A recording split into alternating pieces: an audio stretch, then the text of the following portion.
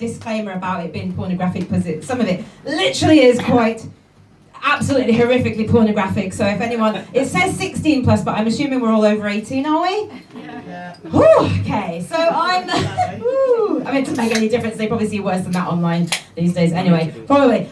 Okay, so I'm Heather Bryson-Banks. I'm not going to move this out of the way because I might use it in a minute. So I haven't got, I didn't choose a pretentious sounding double-barreled name to sound posh. It's worse than that. I just did it to piss my husband off. Day one of married life, 1-0 to me. Promised I'd just have his name. Fuck it. But also I reckon I can get away with it slightly being like a performer and a writer. So I do stand-up comedy, a bit of spoken word, and I read my poems out of my book, unlike this fantastic gentleman, so apologies about that. And basically, yeah, so I've got some very rude stuff in here, I hope you don't mind. Because my life's been a bit crazy, basically. Okay, so some of the stuff I write about is about weight loss, losing weight, and my struggles with weight. And I've blogged about it for years, since when I was really massive. But over the years, I found some things that actually really have worked to lose weight. Eating less cake, doing more exercise, and having a gastric bypass surgery. And that is genuinely true, not just a punchline. So I had my weight loss surgery back in 2013, when I finally realised I couldn't wipe my own arse. Absolutely true, I know. I mean, over the years I'd had a couple of pregnancies and stuff, and I'd been getting generally bigger and bigger and wider and wider, and yet my arms haven't been getting longer and longer and longer. So I found myself in a situation where I'd had a poo, and I'd got the paper, no problem. However, I sort of found myself, that was a low point. That was a low point, not gonna lie. No, but actually, I know it's mad, but even when I was morbidly obese, I could still get the guys. I really could, because I figured out that when you're really huge, you got big motherfucking titties! And we all like tits, don't we? Who likes tits? Woo! Exactly, so what I did, I had a cunning plan to become a burlesque performer. Yeah, I really did. This is true. It was a while back, and I was actually one of the only burlesque performers who was plus sized in the whole of the country. So I got a bit of media attention, and they asked me onto the Trisha show, the Trisha Goddard show on Channel 5. You remember it? I know. I think if you're a bit young to remember it, I guess it's a little bit like Jeremy Kyle. Would you say something like Jeremy Kyle? But I wasn't a Jeremy Kyle style guest. I didn't like shuffle on in Mugs like, oh, I need a DNA test to find out if me nan's dog is me father. Wasn't. It was my uncle. No, I wasn't that. I was actually invited on to be a proper sexpert. What's a sexpert, you're all wondering? Well, what they would do, so they would bring a married couple on who are struggling with their sex life, and everything had gone off the boil. And I'd come on all big and sexy, and I'd take the woman off backstage, give her a glamorous makeover, some tips and tricks about how to spice things up in the bedroom. And then I'd teach her like a little section of a burlesque routine, and which she was then going to perform on stage for her husband. And while she's there, really concentrating on learning this routine, I would just pop off and fuck her husband! It's just to get to the level that this show's going to be at and help me to warm to my character slightly. I came to put this back in here so I can read you the first poem. So, talking about food and programmes that we remember back in the day, like Trisha. Does anyone remember a programme called You Are What You Eat? Yeah. Oh God, and it was presented by this horrible witch of a woman, wasn't it? Gillian McKeith. Not a great advert for healthy eating, to be perfectly honest. And does anyone remember how she would tell if you were healthy or not? What would she look at? Your poo! Bear that in mind. Oh, she says, oh, this is going to be bad. Oh, do you know what? I'm just going to take it off. Yeah, take it all off. Take it all off, he says. Didn't say that, did you? I'm already in my pants. What else do you want? If you are what you eat, then I'm a hot curry, a Weight Watchers meal microwaved in a hurry, a chocolate chip muffin, a carrot cake slice, a double vodka diet coke and ice. I'm a steamed toffee pudding, sickly and sweet, a pork belly joint with plenty of meat, strawberries, oysters, a sexy surprise, spit roasted, stuffed, sandwiched, juicy thighs. But I like parmesan, and I don't smell of stick. Eat bags full of twiglets, don't look like a stick. So, Gillian McKeith, I'm afraid it's not true. Now, pop off and bring me a piece of your poo. Thank you very much.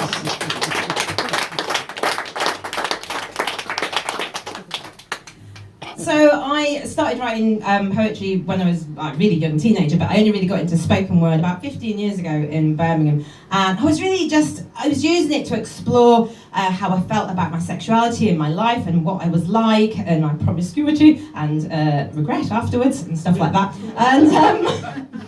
And this is what I wrote at the time. Do you remember the red light zone on Channel 4?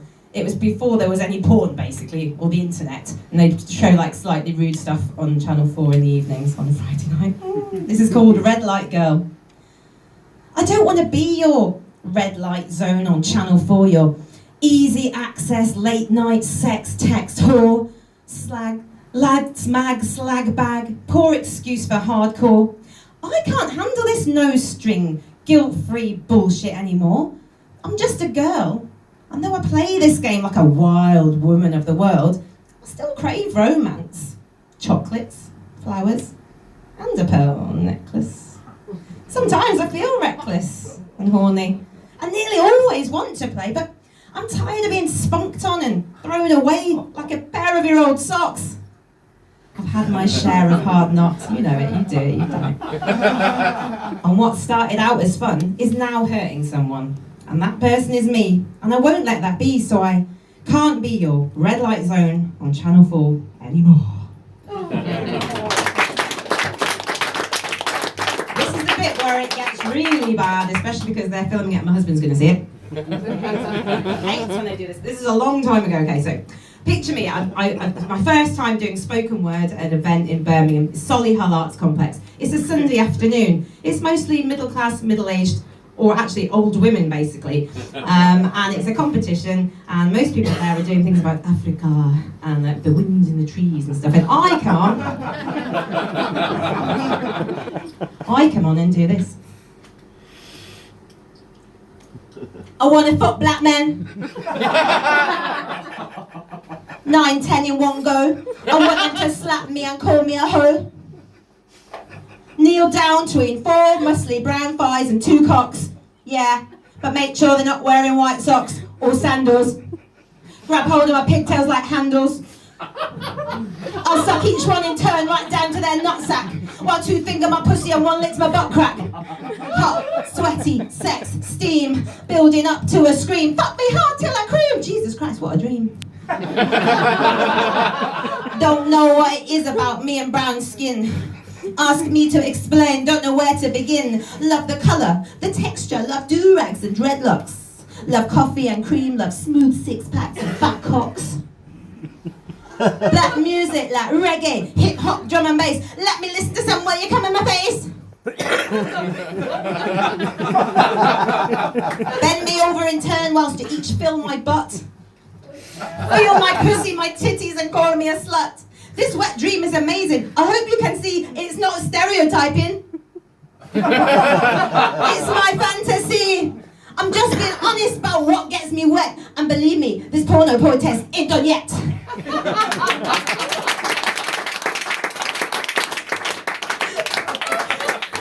Right, and that didn't happen. It just went. And the jaws were just like. And then from the back, I just heard this. It's a clap. I can't do it with the microphone. A slow clapping like a, yeah. I was like, what? It was only the motherfucking poet laureate of Birmingham at the time, Richard Grant, aka Dreadlock Alien. Nothing to do with the fact that he's a man of colour or anything. I don't think he was just really proud of me, and he said, like, okay, that probably wasn't the best venue or time or place, or I mean, mean, some of the words you could tone down. I mean, what I'm saying is you've got talent, girl, and don't give up and everything. And he took me under his wing, bless him. And then so I started my spoken word journey, as it were. But I did not know where my place was, and it was all a little bit political, but I didn't really know what was... All I knew is I was really shocking people, and I quite enjoyed it. But I also didn't really fit in with the rest of the kind of spoken word community, and especially because I spoke like that and I was white. Scratch the surface. Or wanna scratch this white off my face sometimes, so folk take me serious, wanna spit my rhymes. Wanna be like Miss Dynamite or Estelle. But I'm not 18 and mixed race, oh well. Please don't take this as a racist score, just don't want music to be about colour no more. Seems like councils don't wanna fund me, unless I'm a Chinese lesbian with 3 noses and a prosthetic knee. You see, and now you're saying I'm not PC. Well, that's tough. This stuff is hurting me. Profanity free. Are my poems too extreme? You encourage self-expression from behind a safety screen.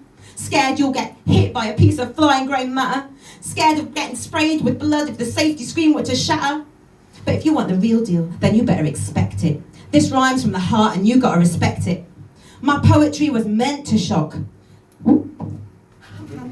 My poetry was meant to rock, and some of it intends to shock. So sue me if you take offence. I'm not a girl who sits on the fence. I'm the girl who spits in your face and pushes the boundaries of good taste. A talent like this would be hard to fake, and this blonde bombshell takes the cake. Get out of my way and I'll take the biscuit. Give me a chance if you're man enough to risk it. This shouldn't be about the colour of my skin, but my ability to creatively explore and conceptualise the world I'm in through words, imagery and rhymes, and redefine some popular misconceptions in these changing times. And my friends and I range in colour from black coffee to cream, and further labelling and segregation on this basis is not part of my dream. When I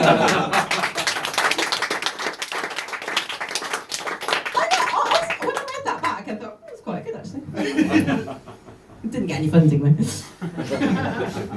But I was also a little bit annoyed about the state of the world, and I didn't quite know how to fix it, and I still don't. But this one's called The Truth. How dare I be unhappy in this skin I'm in? I want to be brunette, wish I was thin, and moan at the size of my big round butt as I guzzle red wine and stuff my face with fruit and nut. How dare magazines make me feel inadequate? Stop enjoying life's pleasures, lest I put on weight. And then I turn to page 23. A skeletal baby stares up at me in big letters, shout that I should send money. Fucking ask Nicole Richie. This is a while ago. She's not eating her food anymore. Send it to Africa, I implore. That was a bit. But seriously, this guilt makes me depressed and ill. I have my pick of fresh fruit and veg, and I take a vitamin pill. I have to force myself to drink fresh bottled mineral water every day, while children dying of malnutrition and dehydration wither away.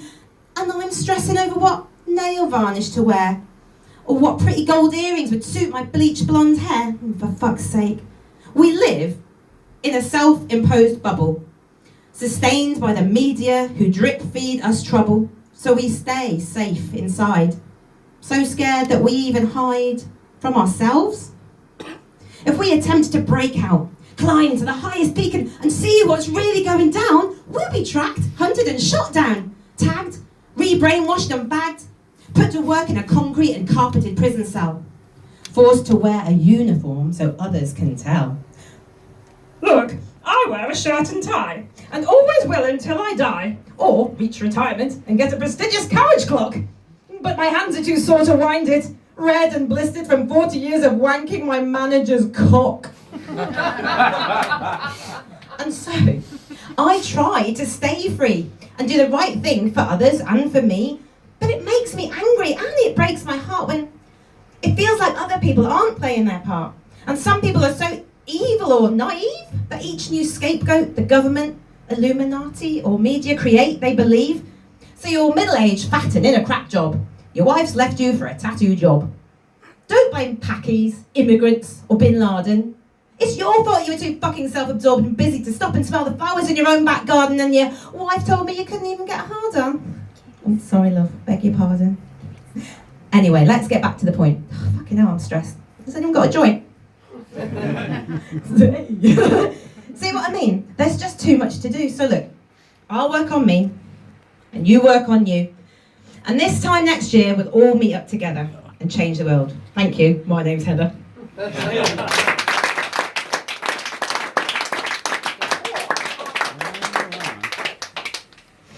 Going to be leaving the old stuff behind in a minute, but this is something I did because I just felt like people didn't understand me, and they thought maybe, who's this girl? She doesn't know anything about life or whatever and stuff.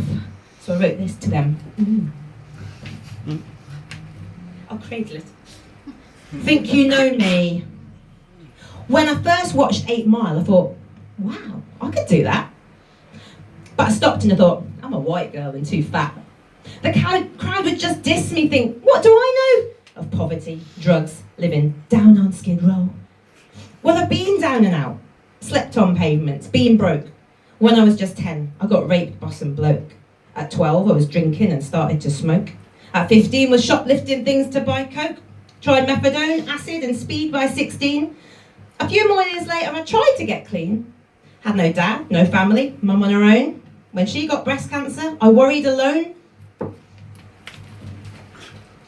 Got bullied at school, called a slag and a whore. I gave blowjobs to boys, thought they'd like me much more. I've had a miscarriage, I've seen someone die. No, I'm not sad, I don't want you to cry. 'Cause I'm here, I'm creative, you'll see me in flashes. I'm a beautiful phoenix that rose from the ashes. I'm inspired, inspiring, a strong, sexy lass. I'm funny and cute, and I've got a great ass. So whatever else life throws, I know I'll survive. I breathe in, and breathe out, and thank God I'm alive.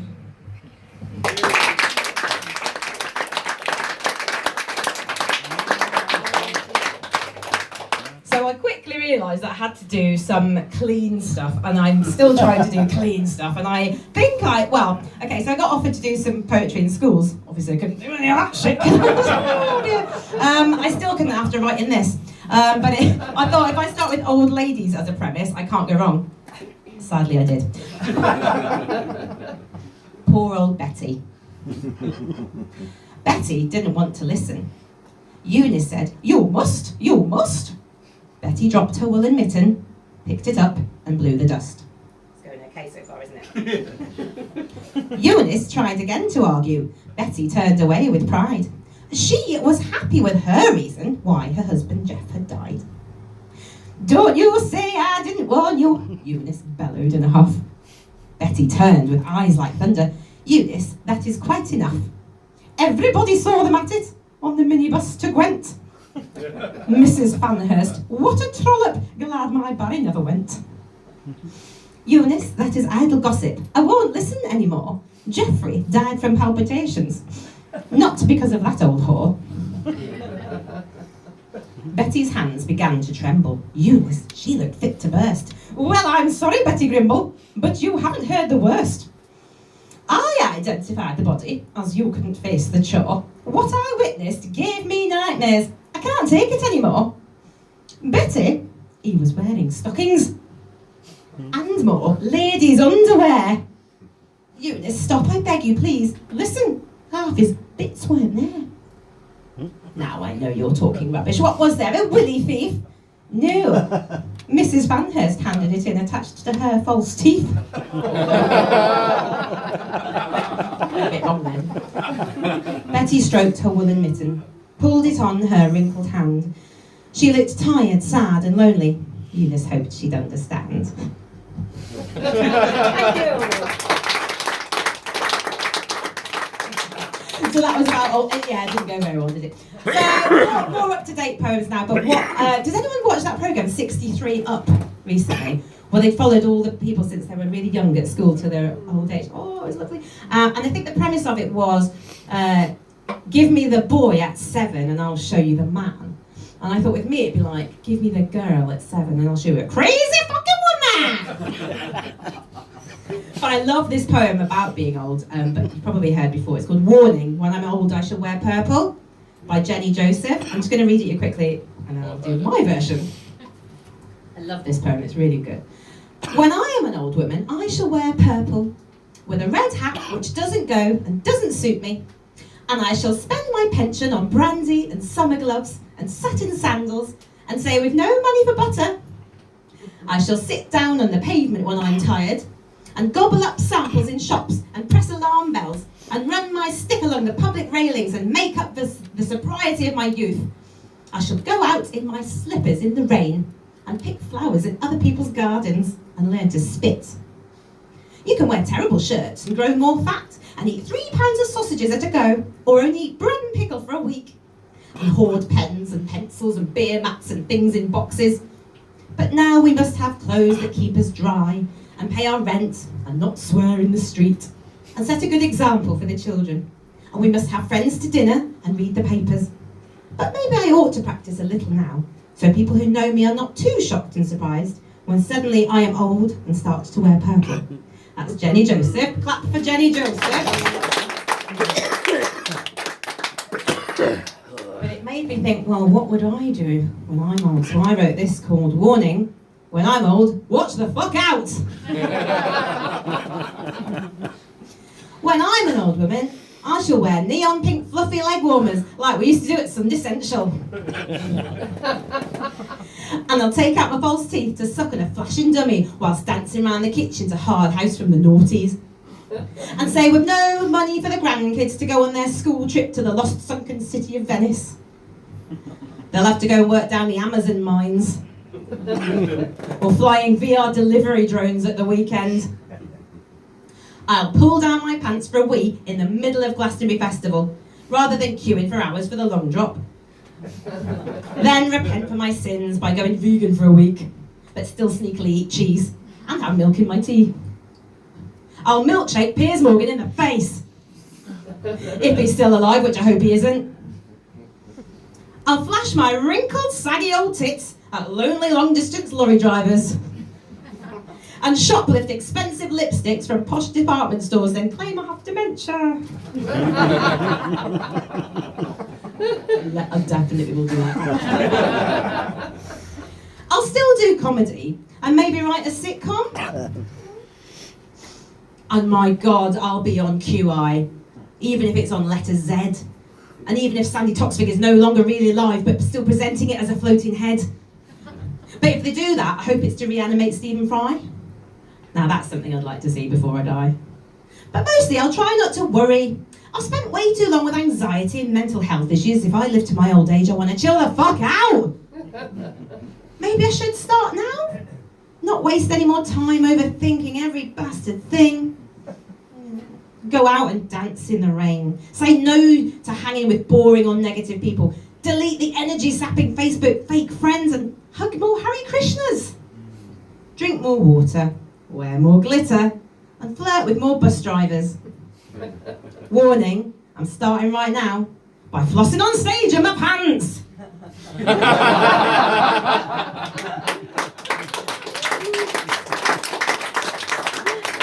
that off the bucket list. We're getting there, you're doing really well, well done. So I still do write rude poems, but I think I've become better in the way that I write them, less pornographic really.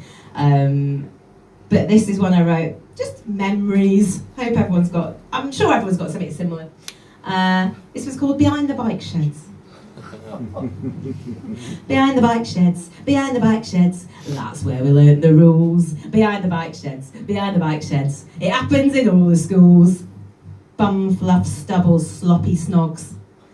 A quick tongue sandwich, then a fag in the bogs. Boys ask their mates to sniff their fingers, hoping their fishy conquest lingers. Girls showing off their purple love bites, fumbles and struggles with zips, bras and tights. Rarely leads to love or a nice date, though the lucky few may receive a mixtape. Pubes stuck in braces, disapproving faces. Undoing your school tie and loosening your shirt, fumbling with a leather belt while your knees squish in the dirt. Abdominal muscles and pelvic floor tightened, feeling excited and also frightened.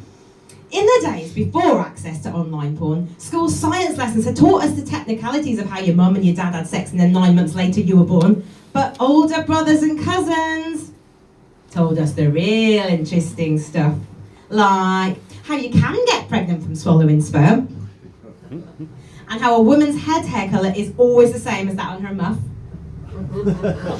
And you can lie on your left arm to make it numb, and then when you wank with it, it's like someone else is trying to make you come. And you are definitely gay if you let a girl stick her pinky up your bum.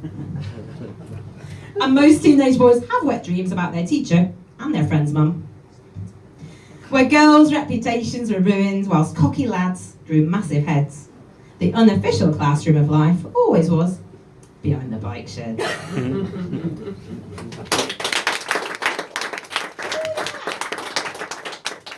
you, Dan, I thought I'd do something special for Leamington Spa. I was doing a writing workshop recently where we worked about sort of limericks, and I sort of discovered a sort of extended limerick format. Might have invented it, I don't know, probably exists anyway, but I'm just going to claim it. And this is called Limerick for Leamington Spa.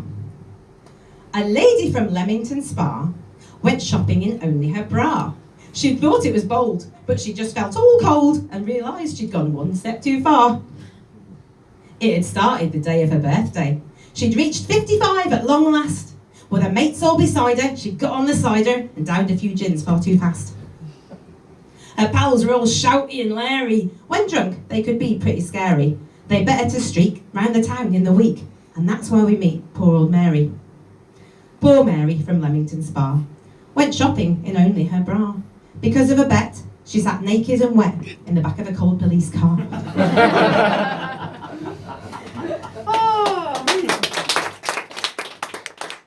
Okay, two more.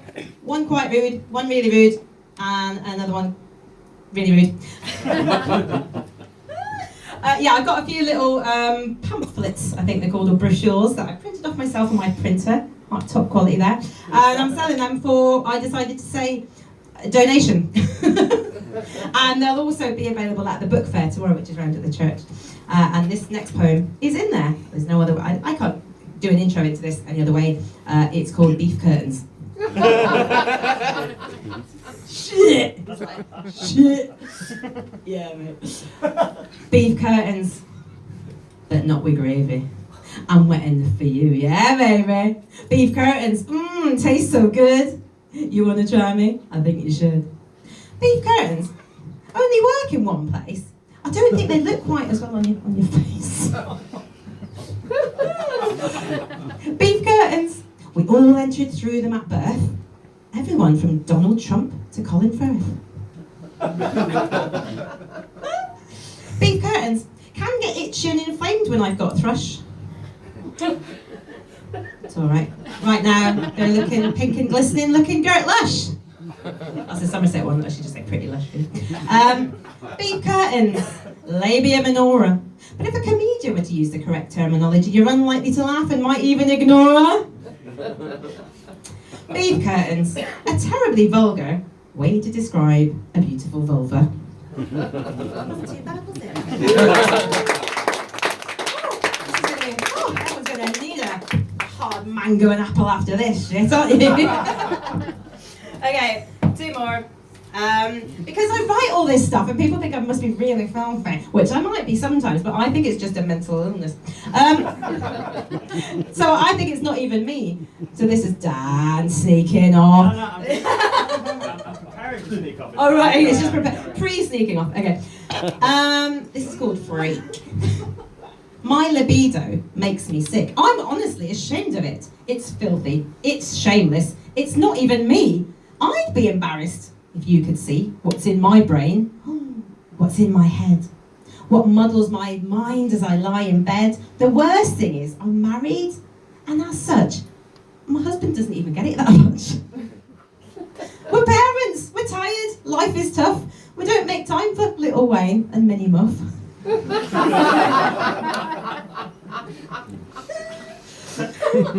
friend's filming it, that's quite funny.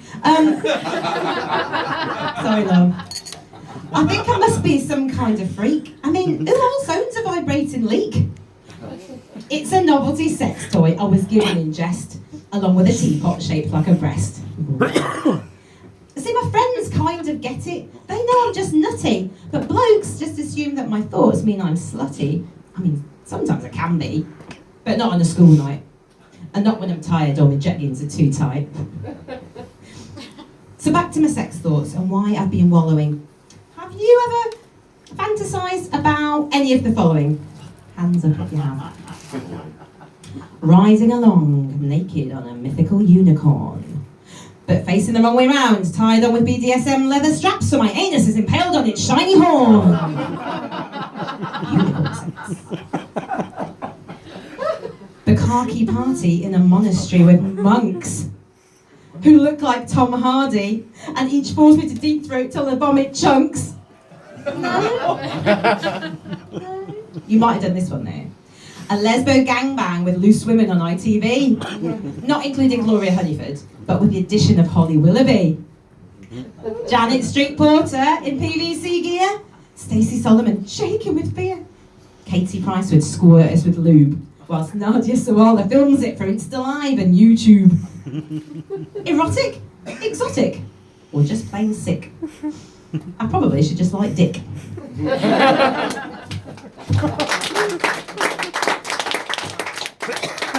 Well done, guys. This is my very last one. Goodbye, guys. You're only going to miss the very last one, which is. I loved it. Well, you're only missing cunt.